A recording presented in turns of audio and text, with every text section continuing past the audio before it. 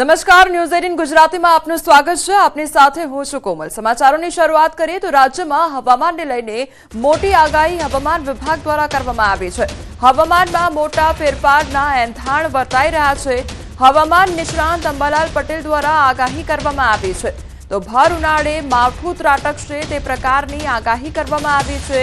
અંબાલાલ પટેલ દ્વારા આ પ્રકારની આગાહી કરવામાં આવી છે। આગામી સમયમાં હવામાનમાં મોટા ફેરફારો જોવા મળવાના છે અને હવામાન અંગે આ મોટી આગાહી અંબાલાલ પટેલ દ્વારા કરવામાં આવી છે।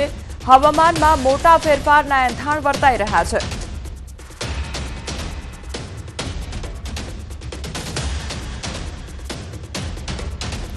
તો હવામાનમાં જે પણ પ્રકારના મોટા ફેરફાર થવાના છે અને આગામી સમયમાં પલટો આવવાના છે તે વિશે વધુ ચર્ચા કરવા માટે મારી સાથે સંવાદદાતા વિભુ જોડાઈ ગયા છે। વિભુ, હવામાનમાં મોટા ફેરફાર જોવા મળવાના છે। અંબાલાલ પટેલ દ્વારા આગાહી કરવામાં આવી છે, તેમનું કયા પ્રકારનું વલણ છે? આગામી સમયમાં કયા પ્રકારનું વાતાવરણ રહેશે?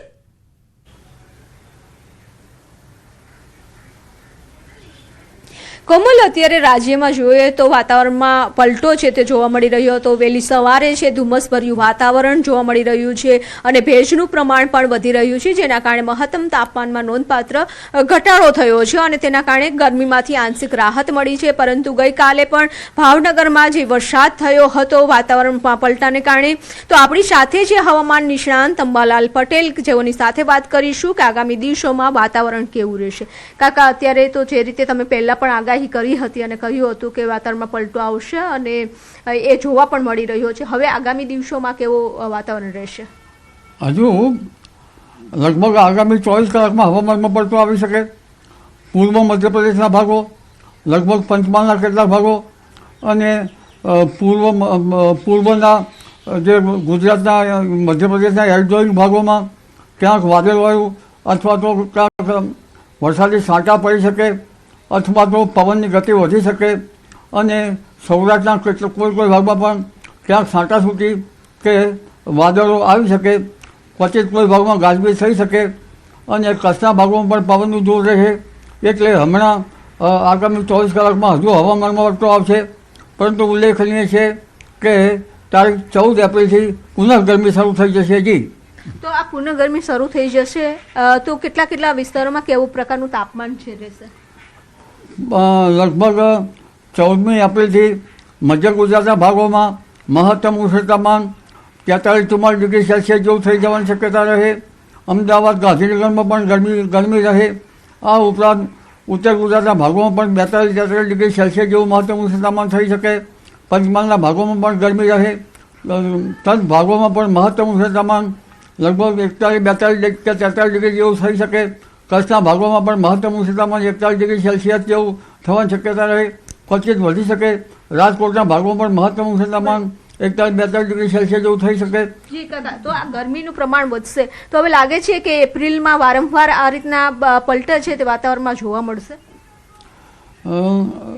લગભગ ગુજરાતના ઘણા ભાગમાં, જૂનાગઢ વગેરે ભાગોમાં ગરમી પછી હવામાનમાં પુનઃ પલટા જોવા મળશે અને આ ગરમી બાદ તારીખ 18થી 24 એપ્રિલમાં પુનઃ હવામાનમાં પલટો આવશે અને લગભગ 22, 23, 24માં પુનઃ વાદળો આવશે અને ક્યાંક છાંટાછૂટી થવાની શક્યતા રહેશે। એટલે તારીખ 18 બાદ હવામાનમાં પુનઃ ઘટાડો થશે, ગરમીમાંથી આંશિક રાહત થશે, જેમાં ઉત્તર ગુજરાતના ભાગોમાં મહત્તમ ઉષ્ણ તાપમાન 41 ડિગ્રી સેલ્સિયસ જેવું થઈ જવાની શક્યતા રહે। મધ્ય ગુજરાતના ભાગોમાં પણ 41-42 ડિગ્રી સેલ્સિયસ જેવું થઈ જવાની શક્યતા રહે। જૂનાગઢના ભાગોમાં પણ 40 ડિગ્રી સેલ્સિયસ ઉપર થઈ જવાની શક્યતા રહે। દક્ષિણ ગુજરાતના ભાગોમાં પણ 34-35 ડિગ્રી સેલ્સિયસ જેવું નીચે જેવું થઈ જવાની શક્યતા રહે। પશ્ચિમ સૌરાષ્ટ્રના ભાગોમાં પણ મહત્તમ ઉષ્ણ તાપમાન 34 ડિગ્રી સેલ્સિયસ 35 ડિગ્રી સેલ્સિયસ જેવું થઈ જવાની શક્યતા રહે। વારંવાર વાતાવરણમાં પલટો આવે, આંધી વંટોળનું પ્રમાણ વધશે, પવનની ગતિ વધતી હોય છે, તો બાગાયતી પાકોને શું નુકસાન થઈ શકે? આખો એપ્રિલ માસ પવનની ગતિ રહેવાની છે। આ ઉપરાંત એપ્રિલ માસ નહીં, આ ચોમાસા પૂર્વે પણ પવનની ગતિ રહેવાની છે, કારણ કે ગ્રહોની દ્રષ્ટિએ જોવા જઈએ અથવા તો હાલની જે ગરમી અને હાલના હવામાન વાતાવરણમાં જોવા જઈએ તો ચોમાસા પૂર્વે કે ચોમાસા સુધી પવનની ગતિ વધારે રહેશે, પણ વિન્ડ ગસ્ટ પણ હમણાં વધવાની શક્યતા રહેશે। વિન્ડ ગસ્ટ જોવા જઈએ તો લગભગ કેટલાક ભાગોમાં તો 35-40 ડિગ્રી 35-40 ગતિનો પવન પ્રતિ કલાક રહેવાની શક્યતા રહે છે. ખાસ કરીને કચ્છના ભાગોમાં તો લગભગ 40-45 કિલોમીટર પ્રતિ કલાકનો પવન લેવાની શક્યતા રહે છે. ગુજરાતના ઘણા ભાગોમાં પવનની ગતિ વધશે અને આ પવનની ગતિ જે છે એ એપ્રિલ માસ અને છેક લગભગ ચોમાસા પૂર્વે પણ રહેશે, કારણ કે મીનનો શનિ જે છે એ પવન વાવંટોળ કરવાની શક્યતા છે. પણ આ પવનની ગતિના કારણે બાગાયતી પાકો પર અસર થવાની શક્યતા રહે છે અને આંધી વંટોળનું પ્રમાણ તો અત્યારથી જ વધશે. તારીખ 24થી જે પ્રેશર મિલીબારમાં મપાય છે તે પ્રેશર પણ ઘટશે અને લગભગ મધ્ય ગુજરાતના ભાગોમાં પ્રેશર મિલીબારમાં 1001 કે 1002 મિલીબાર પ્રેશર થશે. એટલે પુનઃ વિન્ડ ગસ્ટ આંધી વંટોળનું પ્રમાણ વધશે. જે આંધી મેની શરૂઆતમાં આવવી જોઈએ તે આંધી હવે એપ્રિલમાં અત્યારથી શરૂ થઈ જશે. એનું કારણ શું? એનું કારણ જે છે કે જે વારંવાર પશ્ચિમી વિક્ષોભ તો આવે છે, જો કે તે ઉપલા લેવલના આવે છે, પણ પ્રી મોન્સૂન એક્ટિવિટી શરૂ થઈ ગઈ છે. અરબ સાગરનો ભેજ અને બંગાળ ઉપસાગરનો ભેજ, આ ભેજના કારણે પ્રી મોન્સૂન એક્ટિવિટીના કારણે અત્યારથી શરૂ થઈ જાય છે અને ગરમી પણ છે. એટલે ગરમી વધતી હોય છે, આંધી વંટોળનું પ્રમાણ વધતું હોય છે. ચાલુ વર્ષે તો ખૂબ જ ગરમી પડી રહી છે, તો લાગે છે કે ચોમાસાની એના ઉપર અસર થશે? ચોમાસા ઉપર ઘણી બાબત અત્યારે ખ્યાલ ના આવે, પણ ચોમાસા ઉપર તેની અસર થઈ શકવાની શક્યતા રહે છે. પણ વિન્ડ ગસ્ટ વધારે રહે છે, પવનની ગતિ વધારે રહે છે. એટલે મીનનો શનિ જે છે અને આ વખતે ગરમીના કારણે પણ પવનની ગતિ વધારે રહે. પવનની ગતિ વધારે રહે તો ઘણી વખત વાદળો વિખરે પણ થાય. પરંતુ એક ધારણા એવી છે કે ચોમાસું 1966 જેવું કચિત રહી શકે, પરંતુ પાછલા સમયમાં જોવા જઈએ તો લગભગ ચોમાસા સારા રહ્યા છે અને આ વખતે તટસ્થ કન્ડિશન ચોમાસાની લેવાની શક્યતા છે. એટલે લગભગ ચોમાસું ક્વચિત 2005-06 કે 2006-07 જેવું રહી શકે અને ગરમીના કારણે આંધી વંટોળ વરસાદને ખેંચી પણ લાવે. એટલે 10મી મેથી 15મી જૂન વચ્ચે અરબ સાગરમાં પણ ચક્રવાત બનવાની શક્યતા રહે છે અને મે માસમાં તો બંગાળ ઉપસાગરમાં ખતરનાક વાવાઝોડા બનવાની શક્યતા રહે છે.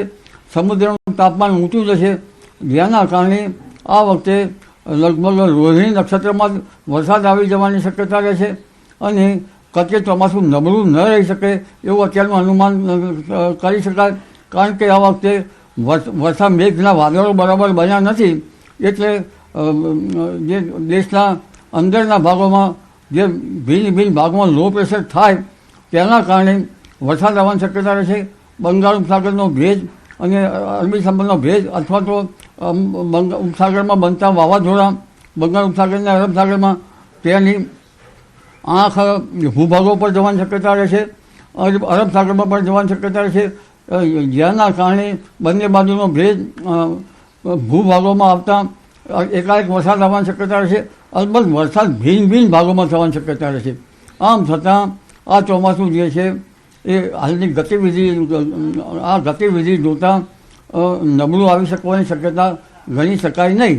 પરંતુ ચોમાસા આવતા પહેલાં લગભગ વૈશાખના અધવચ્ચે સવારમાં વાદળો થતા હોય છે અને બપોરે અલોપ થઈ જતા હોય છે. ધીરે ધીરે આ કન્ડિશન આ પ્રક્રિયા થતી હોય છે ત્યારે ઉપર હિમચાદર બનતી હોય છે. એટલે આવી પ્રક્રિયા ધીરે ધીરે વૈશાખના અધવચ્ચે બનવાની શક્યતા રહે છે. સમળ્યો આકાશમાં જ્યારે ઘૂમરા લે ત્યારે આકાશ ઉપર ઠંડક થઈ રહી છે તેવું માની શકાય. કારણ કે ઉપલા લેવલ ઉપર ઠંડક હોય તો વરસાદ સારો આવે. એટલે આ વખતે સવારના જે વાદળો ખેડૂતો એને કાતરિયા કે કંઈ જે વાદળો કહેવામાં આવે છે એ વાદળોની ગતિવિધિ વૈશાખમાંથી શરૂ થઈ જશે. ત્યારે જ ખ્યાલ આવી જશે કે ચોમાસું કેવું રહેશે.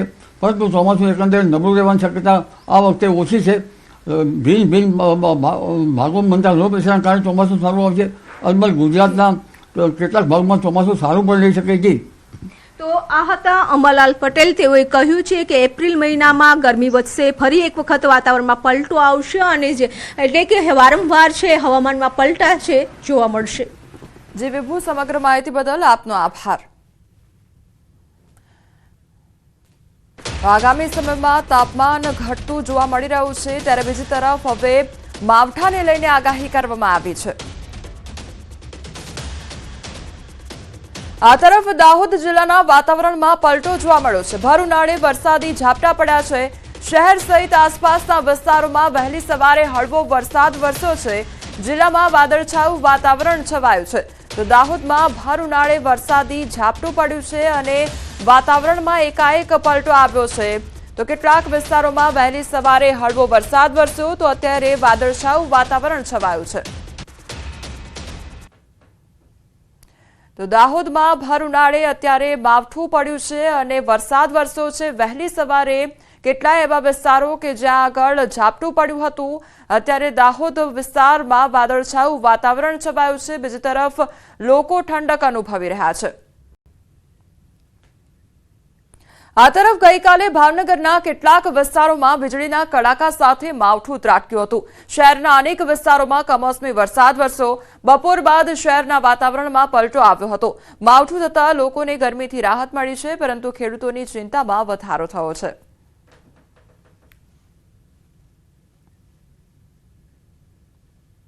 ગરમી અંગે હવામાન વિભાગ દ્વારા આગાહી કરવામાં આવી છે. ગરમીમાં આંશિક રાહત મળશે.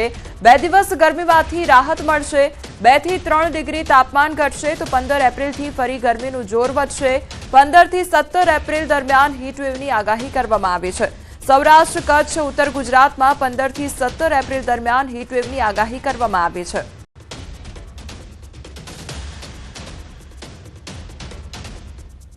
आज का जो पूर्वानुमान है, आने वाला अगले 7 दिन तक का शुष्क रहेगा और जो तापमान में 2 से 3 डिग्री सेंटीग्रेड टेम्परेचर डाउन होएगी और जो अगले 2 दिन तक उसके आगे लेकिन फिर ग्रेजुअल राइज रहेगी 2 से 3 डिग्री सेंटीग्रेड अगले उसका आगे 2 से 3 दिन के आगे, मतलब 11-12 तक आपका 2 से 3 डिग्री सेंटीग्रेड डाउन होएगी, फिर ग्रेजुअल राइज होगी 2 से 3 डिग्री सेंटीग्रेड.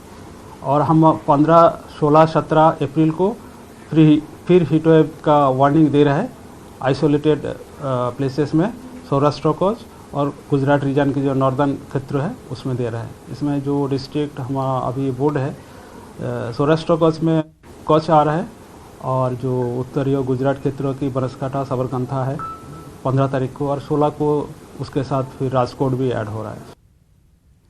પાલનપુરમાં પેટ્રોલ પંપના કર્મચારી સાથે લૂંટ આચરવામાં આવી. મોટી ભટામલ ગામે પેટ્રોલ પંપ કર્મી લૂંટાયો અને મોડી રાત્રે પેટ્રોલ ભરાવવા આવેલા શખ્સોએ લૂંટ કરી હતી.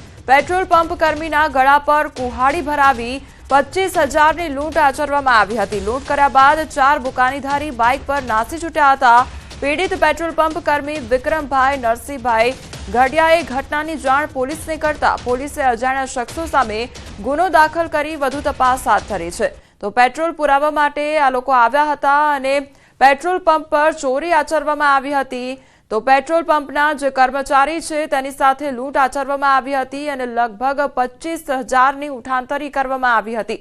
તો પેટ્રોલ પંપના કર્મીને કુહાડી બતાવી અને ત્યારબાદ ડરાવી ધમકાવીને તેની પાસેથી રૂપિયા 25,000 પડાવ્યા હતા. સંવાદદાતા કિશોર અમારી સાથે જોડાઈ ગયા છે. કિશોર, રાત્રિના સમયગાળા દરમિયાન પેટ્રોલ પંપ પર ચોરી કરવામાં આવી, ડરાવી ધમકાવીને ચોરીને અંજામ આપવામાં આવ્યો, શું અપડેટ?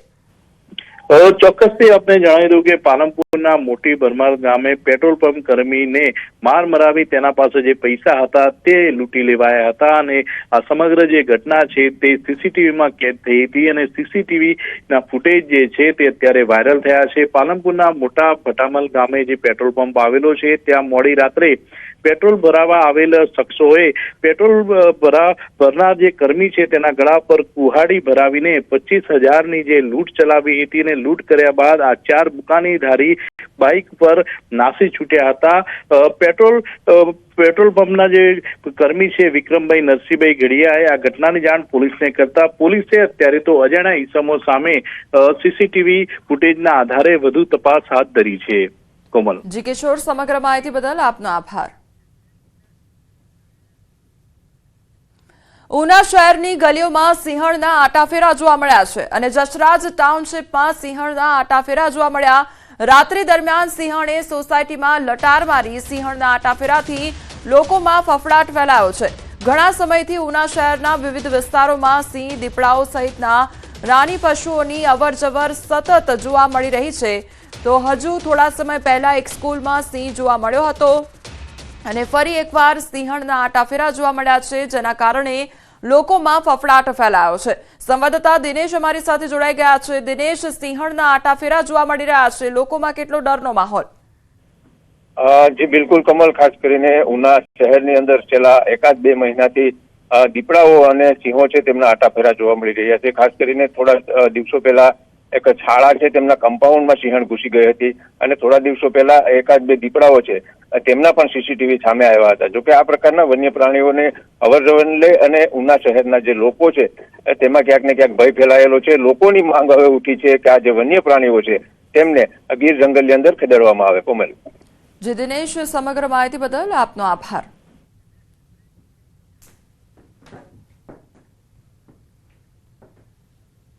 સમાચારોમાં આગળ વધીએ તે પહેલા રોકાઈશું એક બ્રેક માટે.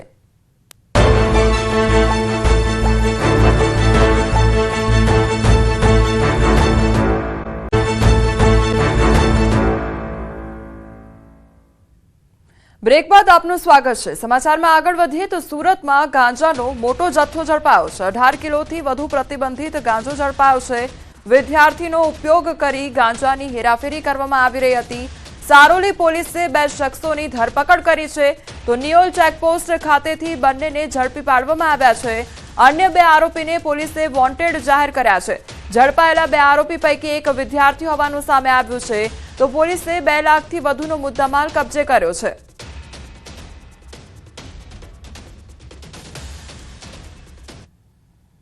ભાવનગરના ખેડૂતવાસ પાસે રૂવાપરી વિસ્તારમાં 2 દિવસ અગાઉ 3 ઘરોમાં આગ ચંપીના બનાવમાં સ્થળ પર પોલીસે આરોપીઓનું રિકન્સ્ટ્રક્શન કર્યું છે. આ બનાવમાં 3 મકાનો અને રિક્ષામાં આગ ચાંપવામાં આવી હતી, જેમાં થોડા દિવસ પૂર્વે થયેલી મારામારીમાં સારવાર બાદ યુવકનું મોત નીપજતા પરિવારના લોકોએ આગ ચાંપી હતી. જે મામલે 12 થી વધુ આરોપીઓ સામે ફરિયાદ નોંધાઈ હતી અને 8 આરોપીઓની ધરપકડ થઈ હતી. આરોપીઓએ 3 ઘરોમાં જ્વલનશીલ પ્રવાહી છાંટી આગ ચાંપી હતી. તો આ કેસમાં બાકીના 4 સહિત અજાણ્યા વ્યક્તિઓની શોધખોળ હાથ ધરવામાં આવી છે. એફઆઈઆરમાં જે જણાવ્યા મુજબ ટોટલ 12 આરોપીઓ છે, જે 12માંથી ટીમ બનાવી અને 8 આરોપીઓને આપણે પકડી લેવામાં આવેલા છે અને બીજા 4 ઈસમો તથા બીજા અજાણ્યા એ બાબતે ઊંડી તપાસ હાલમાં ચાલુ છે. રાજકોટના કોઠારિયા રોડ પર ખોડિયાર ડાયમંડમાંથી 60 લાખથી વધુની કિંમતની હીરાની ચોરીની ઘટના સામે આવી છે. ત્યારે સુરતથી આંગળિયા પેઢી મારફતે કાચા હીરા આવ્યા હતા, જેનું પોલીસનું કામ ચાલુ હતું અને પોલિશિંગ કરવાની કામગીરી ચાલી રહી હતી. પરંતુ શુક્રવાર રાત્રે તસ્કરોએ કારખાનામાંથી હીરાની ચોરી કરી ફરાર થઈ ગયા. તેમજ પોલીસ તપાસમાં સામે આવ્યું છે કે લોખંડીની ડ્રીલથી તિજોરીમાં હોલ પાડવામાં આવ્યો હતો અને કારખાનામાં સીસીટીવી લાગેલા છે, પરંતુ તેના ડીવીઆરની ભાળ નથી મળી રહી. 60 લાખથી વધુની હીરાની ચોરીની ઘટનાને રાજકોટ ક્રાઇમ બ્રાન્ચ સહિતની ટીમો તપાસમાં લાગી છે. તો પોલીસ આસપાસના સીસીટીવી ફૂટેજની પણ તપાસ કરી રહી છે. કોઈ અજાણ્યા ઈસમોએ અંદર પ્રવેશ કરી અને તિજોરીનું તાળું તોડી અને એમાંથી 130.55 ગ્રામના હીરા જેની કિંમત આશરે 60 લાખની જેટલા હીરાની. આણંદ અને વિદ્યાનગરમાં એટીએમમાં પટ્ટીની ગોઠવણ કરી છેતરપિંડી આચરતા 2 આરોપીને વિદ્યાનગર પોલીસે ઝડપી પાડ્યા છે. આ ગુનામાં એક યુવતી સહિત અન્ય એક આરોપી ફરાર છે. આરોપીઓની અનોખી મોડસ ઓપરેન્ડી સામે આવી છે.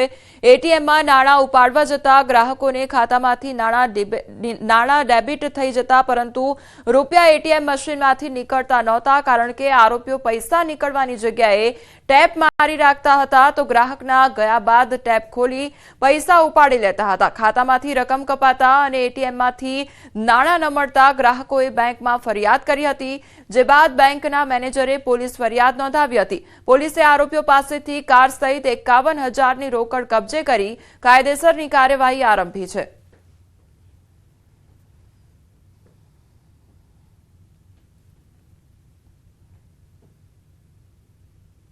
જ્યારે કોઈ પણ કસ્ટમર પૈસા વિથડ્રો કરવા જાય એના પહેલા તે એટીએમ માંથી જે જગ્યાએથી પૈસા નીકળતા હોય એ જગ્યાએ ટેપ મારી દેતા, એટલે કસ્ટમર જ્યારે પૈસા વિથડ્રો કરે ત્યારે પૈસા બહાર નહોતા નીકળતા, અને કસ્ટમર પૈસા ના નીકળે એટલે પોતાના ઘરે કે પોતાના જતો રહે ત્યાર પછી તેઓ આ જ એટીએમ માંથી પ્રવેશી ટેપ હટાડી અને પૈસા જે પણ વિથડ્રો કરેલા હોય એ પૈસા લઈ લેતા. સુરતમાં સરકારી શાળામાં એડમિશન માટે લાંબી લાઈનો જોવા મળી છે. વહેલી સવારથી વાલીઓએ લાઈન લગાવી છે. 500 સીટ પર 5000 વાલી એડમિશનની રાહમાં બેઠા છે. વિકટ સ્થિતિમાં રત્ન કલાકારોની પહેલી પસંદ સરકારી સ્કૂલ બની રહી છે, તો વાલીઓ પોતાના બાળકના ઉજ્જવળ ભવિષ્ય માટે પ્રાઇવેટ સ્કૂલોની બહાર એડમિશન માટે મોટી લાઈનો લગાવે છે. પરંતુ સુરતમાં સ્થિતિ કંઈક અલગ જ જોવા મળી રહી છે. અહીં સરકારી સ્કૂલોમાં પ્રવેશ મેળવવા વાલીઓનો ઘસારો જોવા મળી રહ્યો છે.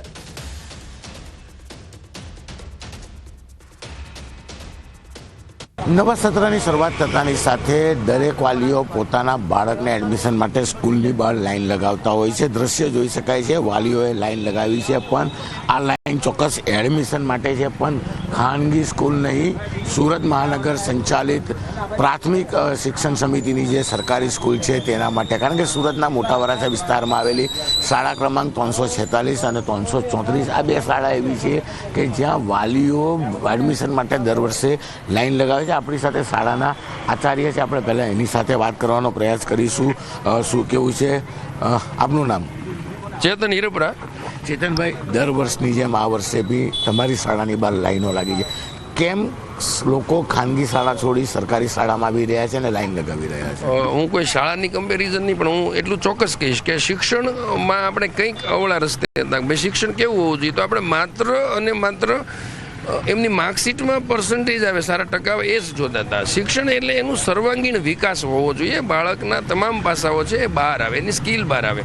ખાનગી શાળાઓમાં અત્યારે ફીસ એટલી વધી રહેલી છે કે છોકરાઓને ભણાવવા માટે સક્ષમ નથી થઈ રહ્યા. અત્યારે મોંઘવારી એટલી વધી રહેલી છે કે સામે ખર્ચા એટલા વધી ગયા છે કે છોકરાઓને દર વર્ષે સ્કૂલે સ્ટાન્ડર્ડ વધે એમ સ્કૂલની ફીસ વધે, તે ભરી નથી શકતા સ્કૂલ, એટલે ગવર્મેન્ટ સ્કૂલમાં આવી. અને ગવર્મેન્ટ સ્કૂલમાં બી એજ્યુકેશન બહુ સારું છે, ત્યાં બી સારું છે, અહીંયા બી સારું છે. પણ મેઇન મુદ્દો એ છે કે ત્યાં ફી ભરીને આપણે ભણાવવું પડે છે અને અહીં આપણા છોકરાઓ ફ્રીમાં ભણે છે. બિલકુલ 5 વાગ્યાના પોતાની દીકરીને એડમિશન માટે ઉભા છે. મહિલાઓ વચ્ચે આપણે વાત કરીશું. બેન, આપનું નામ? ઈલાબેન. કોનું એડમિશન લેવા આવ્યા? મારા બાળકનું. કેટલા વર્ષનું છે? 8 વર્ષનું. કઈ સ્કૂલમાં ભણતા હતા? આશાદીપમાં. તો કેમ આશાદીપથી અહીંયા?